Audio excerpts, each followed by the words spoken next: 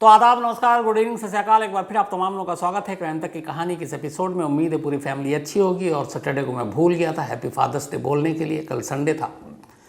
तो उम्मीद है जितने फादर्स हैं, पिता हैं, अब्बू हैं, सभी का कल दिन अच्छा होगा। और ये एक अच्छा दिन होता है, अच्छा मौका होता है। कम से कम मेरे लिए कल वाकई बहुत अच्छा था, सरप्राइज़ भी था बहुत सारा। एक तो बेटी आई हुई है और उसके साथ कल जो पूरा वक्त बीता संडे को, वो मुझे लगता है बहुत ज़माने के बाद एक बहुत अच्छा वक्त टाइम भी था। शॉपिंग कराने के लिए भी ले गई, बहुत सारे गिफ्ट भी दिए और मैंने कल कई तस्वीरें भी डाली। तो कुल मिलाकर अच्छा था और ऐसी चीज़ें जो हैं होती रहनी चाहिए। तो आप लोगों का भी संडे अच्छा गुजरा हो। हालांकि कल एक चीज़ बस ख़राब हुई और वो ये कि बारिश हो गई और 5वां T20 मैच धुल गया। 2-2 से खेल बराबर पे ख़त्म हो गया। तो लगा था कि मैच पूरा हो जाएगा, लेकिन हुआ नहीं। और अच्छा है, क्योंकि कल शाम को सब कुछ तो ठीक था। फिर बात ये हो गई थी कि मैच देखें या फिल्म। अब मुझे मैच देखना था, बेटी ने कहा कि नहीं, स्पाइडरमैन रिलीज़ हुई OTT पे, वो देखेंगे। तो 1, 2, 3, 4 ओवर के अंदर ही बारिश हो गई, तो फिर वही जीत गई। मैच ख़त्म, पिक्चर चालू। आते हैं आज की कहानी के ऊपर। लेकिन आज की कहानी सुनाऊं उससे पहले आपको बता दूं कि साइबर क्राइम के बारे में लगातार आपसे कहता ही रहता हूं। और साइबर क्राइम वो चीज़ है जिसकी अच्छाई भी है, अच्छी चीज़ें भी है, लेकिन ये किसी भी मासूम, किसी भी इंसान की ज़िंदगी को बर्बाद कर सकता है। और ख़ास तौर पर अगर साइबर क्राइम या साइबर क्रिमिनल के निशाने पर मुंबई पुलिस हो, तो उससे निपटने के लिए फिर एक स्पेशल टीम की ज़रूरत पड़ती है ऐसे लोगों को हैंडल करने के लिए। साइबर क्राइम को ख़त्म करने के मिशन पर इसी सिलसिले में निकले हैं मुंबई साइबर सेल के ACP आकाश मलिक, जिनका रोल प्ले किया है मोहित मलिक ने। और इनकी मुलाकात होती है अनन्या से, अनन्या सैनी, जिनका किरदार निभाया है सनाया ईरानी ने।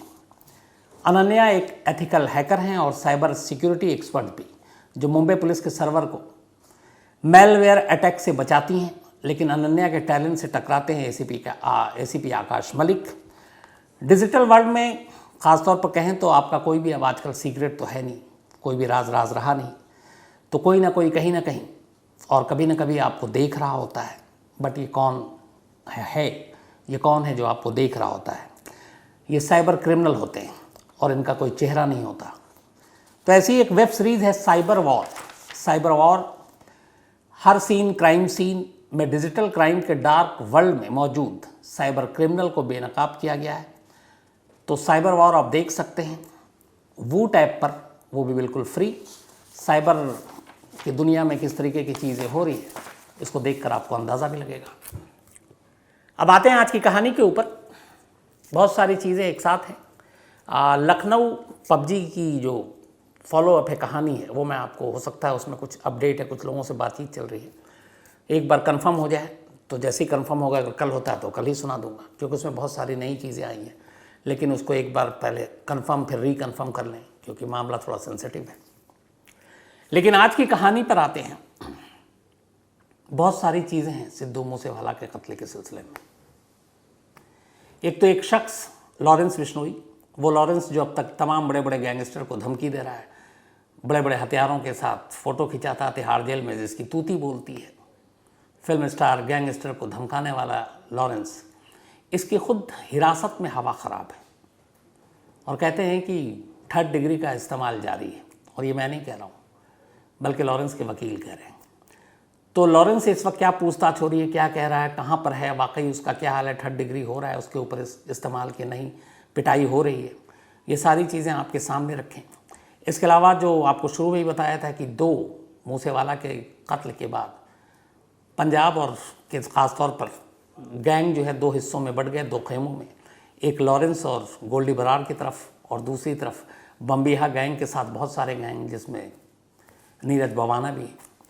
और अब बारी है इन गैंग की बदला लेने की। और जो भी लॉरेंस बिश्नोई से जुड़े हुए लोग हैं, ख़ासतौर पर अलग अलग जेलों में बंद, बम्बिहा और बाकी गैंग के वो निशाने पर हैं। और उन्हीं में से एक केकड़ा भी था, जिसकी बुरी तरह पिटाई हुई है पंजाब की जेल में। तो वो कहानी भी आपके सामने रखूँगा पूरी डिटेल में। उनके जेलर से भी बातचीत हुई, वो क्या कहते हैं।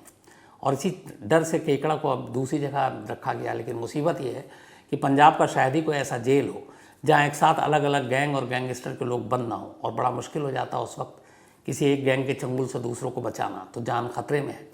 केकड़ा समेत उन तमाम लोगों की जिनके नाम सिद्धू मूसेवाला के कत्ल में सामने आ रहे हैं। बट सबसे पहले आज आपको बताता हूँ सिद्धू मूसेवाला पर पहली गोली किसने चलाई थी और किस चीज़ से चलाई थी। सिद्धू मूसेवाला के शूटर को किसने भगाया था मौके से। ये सारी कहानी अब सामने आ गई है। और सिद्धू मूसेवाला के कत्ल के लिए जिन 8 शूटरों को चुना गया था उनमें से 6 के नाम, शक्ल, पहचान सब सामने आ चुके हैं। सिर्फ 2 रह गए हैं। और इन 8 शूटरों का सरदार जिसे बनाया गया था वो भी अब सामने आ गया है कि किसकी लीडरशिप में, किसकी अगुवाई में ये पूरा शूट आउट अंजाम दिया गया। इस शूटर का नाम है, जो इन 8 शूटरों को लीड कर रहा था, जो इनका कैप्टन था, प्रियव्रत उर्फ फौजी, हरियाणा के सोनीपत का रहने वाला। और ये पकड़ा गया है ये गुजरात के मुंद्रा इलाके से। और उस मुंद्रा इलाके में भी एक जगह है जिसका नाम है ये खारी मीठी रोड, गांव है बरोई, मुंद्रा और कच्छ डिस्ट्रिक्ट में आता है, कच्छ जिले में, गुजरात के। तो मुंद्रा से पकड़ा गया और खारी मीठी रोड पर ये पकड़ा गया। इनकी टीम जब भाग रही थी, इनके पास से क्या क्या मिला, कैसे क्या कुछ हुआ, ये सब बताता हूँ। तो प्रियव्रत और फौजी वो शख्स है जिसकी अगुवाई में बाकी के 7 शूटरों ने 29 मई की शाम को सिद्धू मूसेवाला पर अंधाधुंध गोलियां चलाई थी।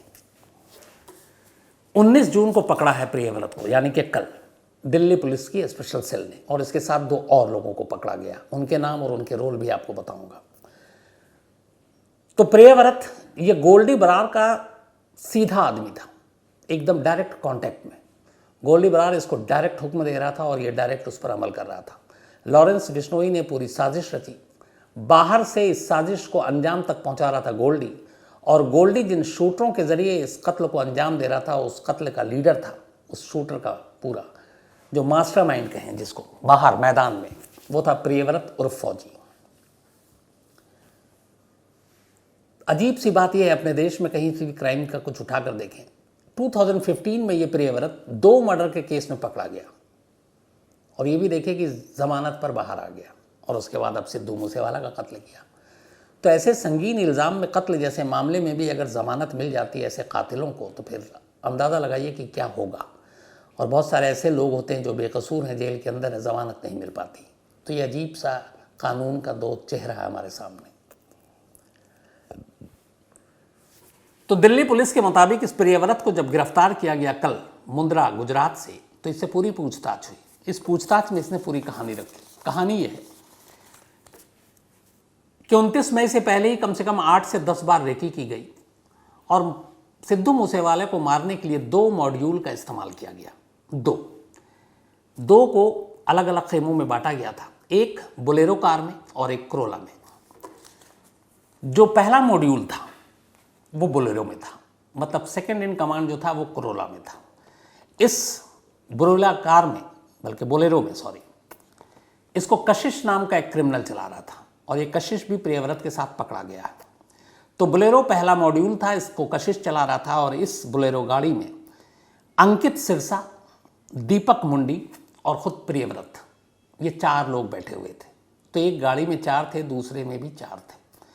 तो पहला मॉड्यूल था बोलेरो में जिसको लीड कर रहा था प्रियव्रत, और दूसरी गाड़ी थी करोला जिसमें बाकी और 4 थे। वो प्रियव्रत के ऑर्डर का इंतज़ार कर रहे थे। इन सभी के पास AK-47 और पिस्टल थी। अभी तक जो N94 की बात कर आ रही थी, N94, जो दिल्ली पुलिस, उसका कहना है कि इन लोगों से पूछताछ में ये पता चला है कि इनके पास सिर्फ सबसे बड़ा जो हथियार था वो AK-47 था और AK-47 खुद प्रियव्रत ने पकड़ रखा था। बाकी 7 लोगों के पास पिस्टल थे। तो AK-47 था प्रियव्रत के पास। तो पहला मॉड्यूल जिस बोलेरो में प्रियव्रत, जिसको कशिश चला रहा था, अंकित सिरसा और दीपक मुंडी नाम के बाकी शूटर बैठे थे। दूसरा मॉड्यूल उनके पीछे था जो करोला गाड़ी थी।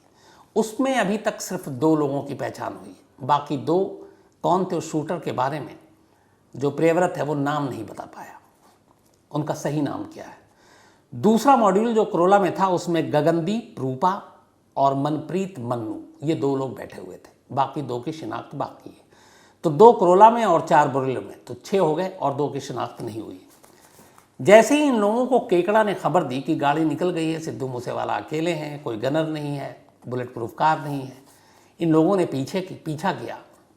करोला ने, जो सेकंड मॉड्यूल था, उसका काम था इस गाड़ी को रोकना। करोला ने थार जीप को ओवरटेक करके रोका जिसमें सिद्धू मूसेवाला बैठे थे, और जैसे ही उसको रोका, इधर बोलेरो से सबसे पहले यही प्रियव्रत उतरा। ये प्रियव्रत और फौजी ही था जिसने सबसे पहले AK-47 का मुंह उस थार जीप की ड्राइविंग सीट की तरफ घुमाया और उसने पहला बस्ट मारा, यानी पहली बार फायरिंग की। AK-47 से एक बस्ट में एक साथ कई गोलियां निकलती हैं। पिस्टल या रिवॉल्वर एक एक गोली फायर करता है, बट AK-47 सेकंड में कई राउंड गोलियां चला देता है। तो AK-47 प्रियव्रत के हाथ में, गाड़ी करोला ने रोकी थार जीप को, और इसने बोलेरो से उतरते ही सीधे ड्राइविंग सीट का निशाना लेकर AK-47 को बस्ट मारा। जो पहली गोली लगी थी सिद्धू मूसेवाले को, वो प्रियव्रत की तरफ से चलाई गई इस AK-47 से लगी थी। इसके बाद बाकी लोग तब तक उतरते हैं और 7 लोग अलग अलग तरफ से, इनके हाथों में पिस्टल, ये गोलियां चलानी शुरू कर देते हैं। जवाब में सिर्फ 3 फायर होती है धार से, एक गोली अटक जाती है और 2 ही, लेकिन वो देरी हो चुकी थी। इधर 7-8 लोग थे और एक के पास AK-47 था जो खुद प्रियव्रत था। तो गोली चलाई 7 लोगों ने पिस्टल से, एक ने AK-47 से। इनके पास ग्रेनेड भी था कि अगर गोली से काम ना हो और लगे कि कहीं सामने से हमला हो रहा तो ये हैंड ग्रेनेड के ज़रिए हमला करेंगे और वहाँ से भाग जाएंगे। ये क्राइम सीन की पूरी कहानी सुनाई उसने।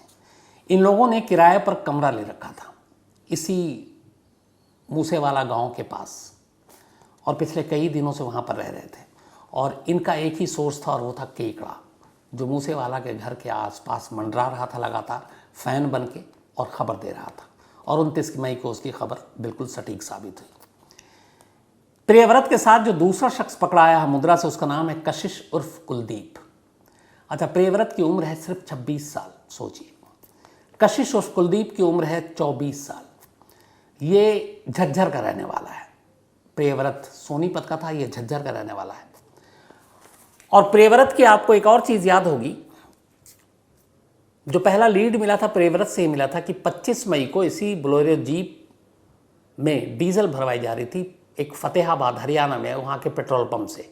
और CCTV फुटेज में पहली बार प्रियव्रत दिखा और वहीं से पंजाब पुलिस को लीड मिली। उसी CCTV फुटेज में प्रियव्रत के अलावा जो दूसरा चेहरा दिखाई दिया जिसकी पहचान हुई, वो कशिश उर्फ कुलदीप था। और कशिश उर्फ कुलदीप ये झज्जर का रहने वाला, और 2021 में इसने झज्जर में कत्ल किया, फिर भागा हुआ था। और ये वही कशिश है जो बोलेरो चला रहा था, उसका ड्राइवर था एक तरह से, और शूटर भी था साथ में, क्योंकि ये गोली भी चलाना था और इसको ड्राइविंग भी करनी थी और वहाँ से भगाना भी था। इसके ऊपर डबल जिम्मेदारी दी गई थी। और इसी की उस बोलेरो में बैठे प्रियव्रत ने AK-47 से गोली चलाई। तो दूसरा हो गया कशिश। तीसरा जो और पकड़ाया है, इन तीनों को पकड़ा है दिल्ली पुलिस ने, केशव कुमार। इसकी उम्र 29 साल है और ये पंजाब के भटिंडा का रहने वाला है। केशव का रोल ये था कि जब गोली चली, करोला का एक दरवाज़ा जाम हो गया। करोला को अब दरवाज़ा खुला लेकर ये भाग नहीं सकते थे, लोगों की नज़र पड़ती, तो उन्होंने करोला छोड़ दी। और उसी दौरान एक ऑल्टो वहाँ से गुजरा। उस ऑल्टो को गन पॉइंट पे जिसने रोका और लूटा, उसका नाम है केशव कुमार। इसने इसके बाद ऑल्टो की ड्राइविंग सीट संभाली और उस करोला में बैठे हुए तमाम शूटरों को इस ऑल्टो में बिठाया और इनको फिर मानसा तक ले गया। और मानसा ले जाने के बाद इन शूटरों को उतार दिया। फिर वो वहाँ से अलग अलग भागे ताकि एक साथ न रहें। तो इसका रोल ये था। इन लोगों के पास से और इनकी निशानदेही पर हरियाणा के एक घर में पुलिस ने छापा मारा। इन्होंने बताया कि इन्होंने रिजर्व में भी हथियार रख रखा था ताकि अगर कुछ बड़ा हो जाए तो हम उन हथियारों का भी इस्तेमाल करें। तो हरियाणा के उस घर में जब छापा मारा गया, वहाँ से 8 grenade, 8 grenade launcher, 3 pistol, 36 round कारतूस, ये वहाँ से बरामद हुआ। तो इन तीनों की गिरफ्तारी के बाद ये क्लियर हो गया कि पहली गोली प्रियव्रत ने चलाई थी, वो भी AK-47 से। 6 लोगों की शिनाख्त तो हो चुकी है, 2 को पकड़ा जाना बाकी है। अब इन सभी को, चूंकि ये सिद्धू मूसेवाला के कत्ल के आरोपी हैं, पंजाब पुलिस को सौंपा जाएगा। दिल्ली पुलिस ने प्रेस कॉन्फ्रेंस करके इनकी जानकारी भी दे दी। अब उधर एक दूसरी खबर है। 14 जून की रात लॉरेंस को Punjab police Patiala house court में गिरफ्तार कर अपने साथ पंजाब ले गई, गिरफ्तार करके, क्योंकि वो मास्टरमाइंड है मूसेवाला के कत्ल का। अब वहां जाने के बाद जो इनके वकील हैं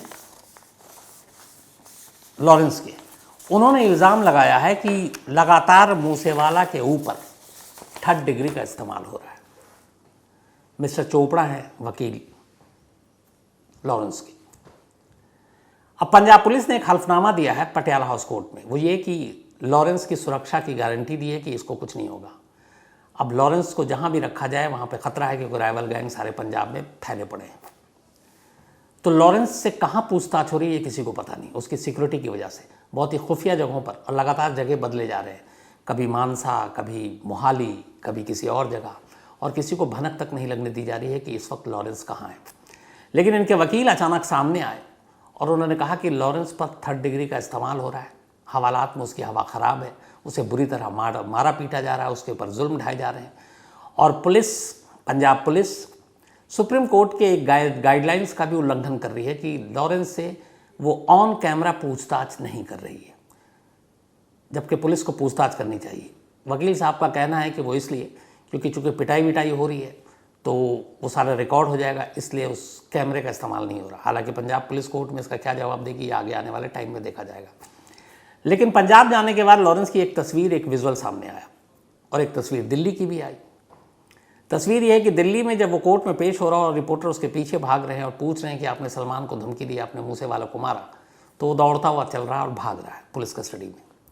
पंजाब की तस्वीर बिल्कुल उलट आई है, और कहीं ना कहीं ये जो वकील कह रहे हैं उनके, वो कुछ ना कुछ बताते ही है। लॉरेंस की पंजाब में एक तस्वीर आई है चलते हुए, चाल में बड़ा फ़र्क है, और उस चाल को देखकर लग रहा है कि हाल ठीक नहीं है। शायद ये भी है कि दिल्ली की तिहाड़ जेल में जो सुख सुविधाएं, आराम, ऐश लॉरेंस को मिल रहा था, पंजाब में वो सारी खातिरदारी नहीं हो रही, और पंजाब पुलिस थोड़ी अलग तरीके से ही पेश आ रही है। तो वो चाल भी कुछ कुछ चुगली खा रही है कि लॉरेंस के साथ सब कुछ ठीक नहीं है। पंजाब जाने के बाद से उनकी हवा ख़राब है, टाइट है। जो दूसरों को अब तक डराता धमकाता था, इस वक्त खुद डरा हुआ है पंजाब में।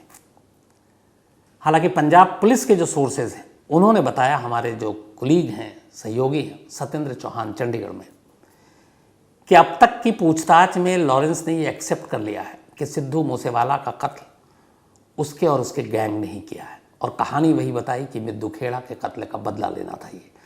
तो इकबाल जुर्म कर लिया, लेकिन पुलिस हिरासत में एक्सेप्ट करना या इकबाल जुर्म करने का अदालत में कोई मतलब या मायने नहीं है।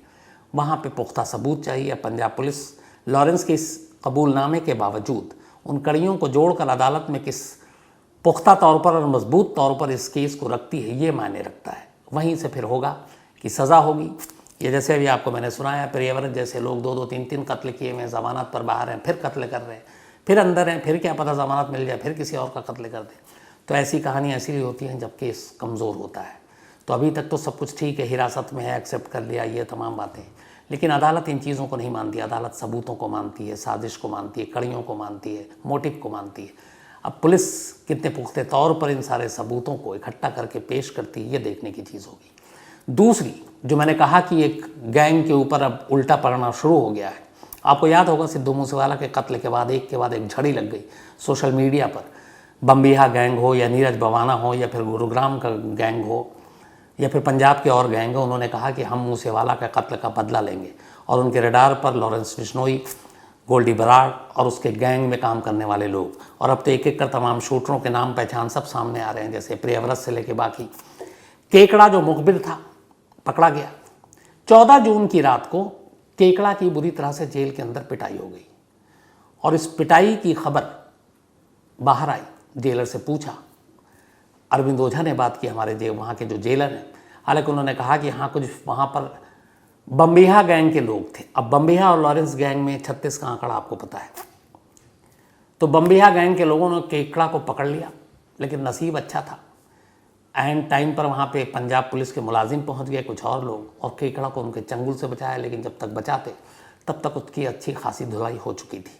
इसके बाद उसे अलग सेल में रखा गया जहाँ किसी और कैदियों की पहुँच ना हो। फिर वहाँ से निकाल कर अब उसे दूसरी जेल में ट्रांसफ़र कर दिया गया है। ख़ासतौर पर इस चीज़ को ध्यान में रखते हुए कि इस वक्त किस जेल में कौन से गैंग के कौन कौन से मेंबर हैं, क्योंकि ये सबसे ज़रूरी हो गया है। तो ऐसे जेल जहाँ पे केकड़ा, जिसके ऊपर सीधे ठप्पा है कि ये लॉरेंस और गोल्डी बराड़ का आदमी है, तो अगर राइवल गैंग का कोई भी शख्स उस जेल में है, जैसे बम्बिहा ग्रुप हो या कोई और ग्रुप, तो फिर वहाँ रखना खतरे से खाली नहीं है। तो ऐसी जेल में रखो जहाँ पे राइवल गैंग का कोई ना हो, ताकि वो महफूज रह सके। तो केकड़ा के ऊपर ऑलरेडी हमला हो चुका है, और इस हमले के बाद बम्बिहा ग्रुप ने सोशल मीडिया पर एक मैसेज भी भेज दिया, और उस मैसेज में कहा कि इस केकड़ा पर, इस जेल के अंदर हमने हमला किया है, और हर उस शख्स का जो मूसेवाला के कत्ल के साथ जुड़ा हुआ है, शामिल है, जेलों में हमारे लोग उसके साथ ऐसी ही हालत करेंगे। और ये बात डराने वाली इसलिए है कि पंजाब के किसी भी जेल का नाम लीजिए, उस जेल में हर गैंग के लोग बंद हैं। पंजाब इकलौता ऐसा स्टेट है जहाँ पे इस वक्त 70 गैंग एक्टिव हैं, और उसमें से 80% गैंग के लीडर और करीब 70% गैंग के मेंबर जेल में, जेल से ही गैंग चल रहा है। तो जब इतनी बड़ी तादाद में जेल के अंदर है, तो जब एक दुश्मन गैंग का कोई जाएगा, ख़ासतौर पर इस वक्त जो मूसेवाला को लेके जो सेंटिमेंट्स है, और दूसरे गैंग ने ऑलरेडी चैलेंज कर रखा है कि हम छोड़ेंगे नहीं, तो किसी भी गैंग मेंबर का इस वक्त लॉरेंस के जेल में जाना और वहाँ राइवल गैंग के हत्थे चढ़ना, मतलब कुछ भी हो सकता है। और पंजाब के बहुत सारे जेलों का ये इतिहास है, चाहे वो पुलिस कस्टडी हो या जेल से लाने ले जाने के दौरान या जेल के अंदर, वहाँ पिटाई और कत्ल, बहुत सारे ऐसे केसेस हो चुके हैं। तो ये भी एक पंजाब पुलिस, वहाँ के प्रिजन के जो हेड हैं, उन सब के लिए एक चैलेंज है कि कैसे इसे रोकना और बचाना है। तो केकड़ा की ये कहानी हो गई। कुल मिलाकर अब लगभग ज़्यादातर चेहरे सामने हैं, बहुत सारे लोग गिरफ्तार हो चुके हैं, लेकिन एक बड़ा मोहरा वो अभी शिकंजे से बाहर है। इस पूरे गेम का मास्टरमाइंड लॉरेंस बेशक अंदर है, लेकिन जिसने लॉरेंस के कहने पर सब कुछ अंजाम दिया, सारी सेटिंग की, यानी कि गोल्डी बराड़, वो इस वक्त कनाडा में है। रेड कॉर्नर नोटिस जारी हो चुकी है, लेकिन इसके बावजूद भारत वो कब आएगा, कब लाया जाएगा, ये कहना बहुत मुश्किल है। और मुझे उम्मीद नहीं है कि हाल फिलहाल में उसको भारत लाया जाएगा, क्योंकि ये थोड़ा सा एक लंबा चौड़ा प्रोसेस है। तो विशाल चोपड़ा हैं लॉरेंस के वकील, जिन्होंने ये इल्ज़ाम लगाया है कि लॉरेंस के ऊपर 3rd डिग्री का इस्तेमाल हो रहा है और उसकी हालत ख़राब है, उसकी पिटाई की जा रही है, ऑन कैमरा प्रोसीजर नहीं हो रहा है, कोर्ट की मानहानि, मतलब कोर्ट के डायरेक्शन का भी ख्याल नहीं रखा जा रहा। उन्होंने ये भी कहा कि जब 14 जून को पंजाब पुलिस यहाँ से अपने साथ लॉरेंस को ले गई, तो सुबह 4 बजे ही मानसा के ड्यूटी मजिस्ट्रेट के घर पर ले जाकर लॉरेंस बिश्नोई को पेश कर दिया और कहा कि हमें इसकी पुलिस रिमांड चाहिए। और उस वक्त इन्होंने इल्ज़ाम लगाया, विशाल चोपड़ा ने, कि लॉरेंस के साथ उसका कोई वकील नहीं था और उसे 7 दिन की रिमांड दे दी गई। और उनके जो वकील थे, जो पहले से तैयारी करके बैठे हुए थे कि लॉरेंस पंजाब पहुंचेगा, कोर्ट में जाएंगे, पुलिस रिमांड मांगी जाएगी तो हम लोग उसकी पैरवी करेंगे, वो बेचारे सब रात को सोते रह गए। और यहाँ 4 बजे ही पंजाब पुलिस ने पूरी होशियारी के साथ मजिस्ट्रेट के घर जाकर उनको नींद से उठाकर अब पुलिस रिमांड मांग ली, और पुलिस रिमांड मिल गई 7 दिन की। तो अभी 7 दिन की पुलिस रिमांड शायद 22 जून को ख़त्म हो जाएगी। तो 22 जून के बाद जो सोर्सेज है मेरे वो ये है कि पंजाब पुलिस ने कहा है कि हम इसकी और रिमांड मांगेंगे, क्योंकि अभी कई जगह और ले जाना है, कई कड़ियों को जोड़ना है, तो वहाँ ले जाने के बाद फिर से रिमांड ली जाएगी। तो ये पूरी अपडेट थी। बहुत सारे आप लोगों के मेल आ रहे थे कि मूसेवाला की अपडेट, तो ये सारी चीज़ें थी। और जो मेन शूटर, मेन कातिल जिसने पहली गोली मारी, उसका भी अब खुलासा हो गया है। अब बाकी जो कुछ बचे हैं, इनकी गिरफ्तारी के बाद उम्मीद यही कि वो सारे शूटर भी अब जल्दी गिरफ्त में होंगे। तो आज की कहानी इतना ही, लेकिन कहानी ख़त्म करूं उससे पहले वही अपना सिलसिला। आज संजय गोंडालिया जी का जन्मदिन है, और हैप्पी बर्थडे संजय जी। और मायूस ना हो, ज़िंदगी में हर रंग होते हैं, तो हमेशा पॉजिटिव सोचिए। आप जो आपने मेल लिखा है, अच्छे और बुरे दिन हर एक के साथ होते हैं, खुशी और गम भी। अगर सब कुछ ना हो, सिर्फ खुशियाँ ही खुशियाँ हों, तो फिर हम कैसे कंपेयर करेंगे कि ये खुशी कम है या ज़्यादा है, क्योंकि गम होती है, या खाली गम ही गम हो, तो अब जब तक खुशी ना देखें तो उससे भी हम कैसे तुलना करेंगे। तो ये सिक्के के 2 पहलू हैं। अक्षय जून है, इनका भी आज जन्मदिन है, हैप्पी बर्थडे अक्षय जी। इसके अलावा उर्मिला यादव जी का भी आज जन्मदिन है, मनेर बिहार से हैं ये, हैप्पी बर्थडे उर्मिला जी। जितेश दहिया, इनका भी बर्थडे है, तो many happy returns of the day Jitesh. और रोहित दहिया के ये बेटे हैं, मलोट पंजाब से।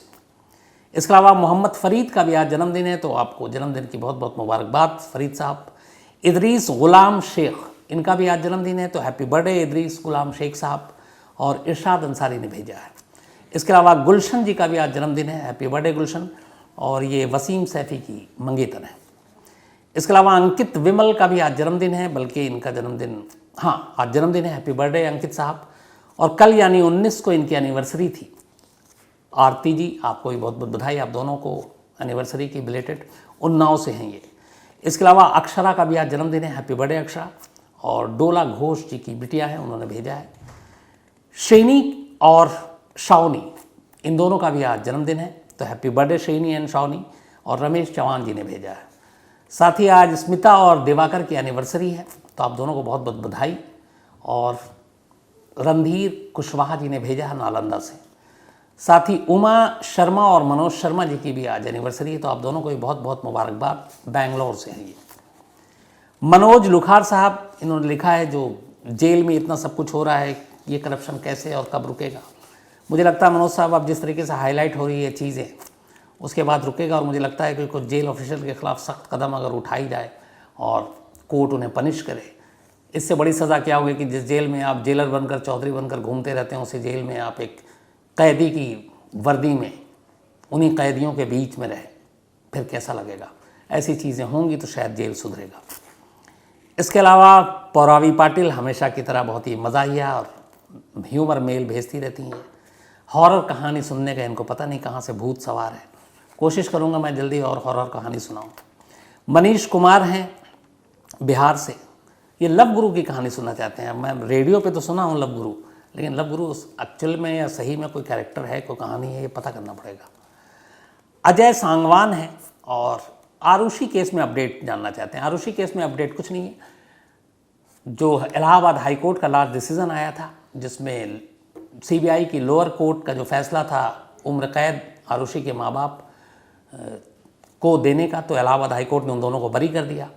उस केस को सीबीआई ने सुप्रीम कोर्ट में चैलेंज किया और सुप्रीम कोर्ट में ये मामला अभी वैसे ही अटका हुआ है, पड़ा हुआ है। इसमें कोई अपडेट नहीं है।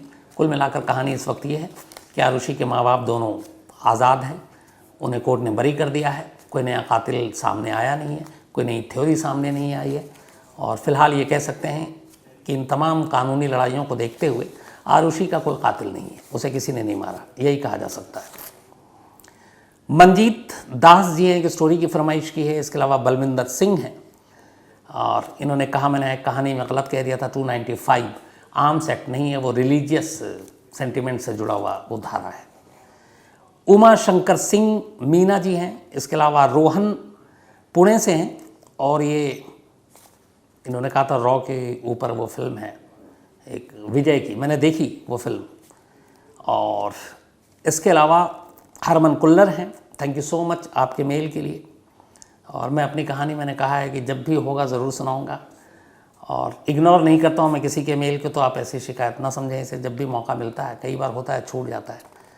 पिंकेश मेहता जी हैं, एक स्टोरी की फरमाइश की है। इसके अलावा मोनू शाह हैं।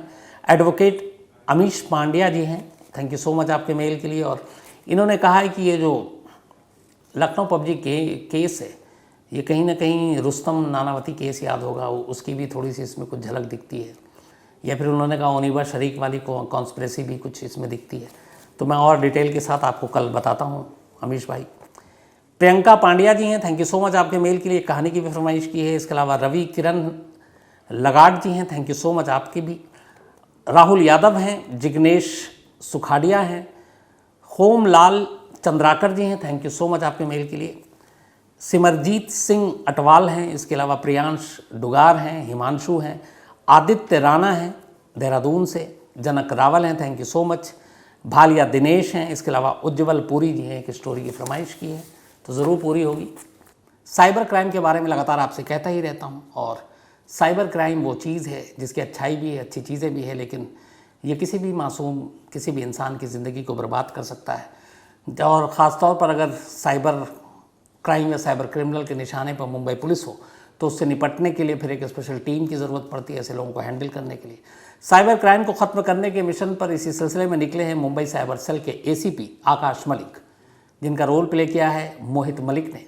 और इनकी मुलाकात होती है अनन्या से, अनन्या सैनी, जिनका किरदार निभाया है सनाया ईरानी ने। अनन्या एक एथिकल हैकर हैं और साइबर सिक्योरिटी एक्सपर्ट भी, जो मुंबई पुलिस के सर्वर को मेलवेयर अटैक से बचाती हैं, लेकिन अनन्या के टैलेंट से टकराते हैं एसीपी आकाश मलिक। डिजिटल वर्ल्ड में ख़ासतौर पर कहें तो आपका कोई भी अब आजकल सीक्रेट तो है नहीं, कोई भी राज रहा नहीं, तो कोई ना कोई कहीं ना कहीं और कभी ना कभी आपको देख रहा होता है। बट ये कौन है ये कौन है जो आपको देख रहा होता है? ये साइबर क्रिमिनल होते हैं और इनका कोई चेहरा नहीं होता। तो ऐसी एक वेब सीरीज़ है साइबर वॉर। हर सीन क्राइम सीन में डिजिटल क्राइम के डार्क वर्ल्ड में मौजूद साइबर क्रिमिनल को बेनकाब किया गया है। तो साइबर वॉर आप देख सकते हैं वूट ऐप पर, वो भी बिल्कुल फ्री। साइबर की दुनिया में किस तरीके की चीज़ें हो रही है इसको देखकर आपको अंदाज़ा भी लगेगा। लेकिन आज कहानी में इतना ही। अब आपसे मुलाकात होगी कल रात 9 बजे किसी नई कहानी के साथ। तब तक अपना ख्याल रखिएगा। Thank you very much.